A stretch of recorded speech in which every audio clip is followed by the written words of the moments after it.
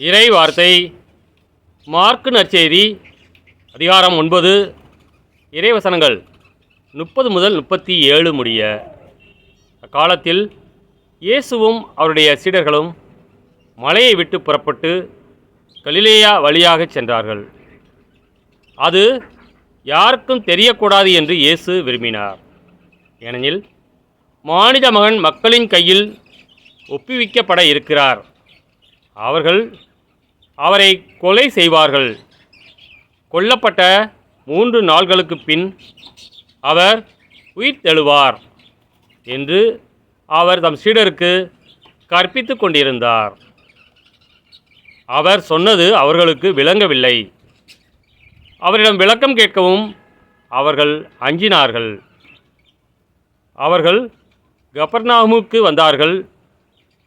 அவர்கள் வீட்டில் இருந்தபொழுது இயேசு, வழியில் நீங்கள் எதை பற்றி வாதாடி கொண்டிருந்தீர்கள் என்று அவர்களிடம் கேட்டார். அவர்கள் பேசாதிருந்தார்கள். ஏனெனில் தங்களுள் பெரியவர் யார் என்பதை பற்றி வழியில் ஒருவரோடு ஒருவர் வாதாடி கொண்டு வந்தார்கள். அப்பொழுது அவர் அமர்ந்து 12 கூப்பிட்டு அவர்களிடம், ஒருவர் முதல்வராக இருக்க விரும்பினால் அவர் அனைவரிலும் கடைசியானவராகவும் அனைவருக்கும் தொண்டராகவும் இருக்கட்டும் என்றார்.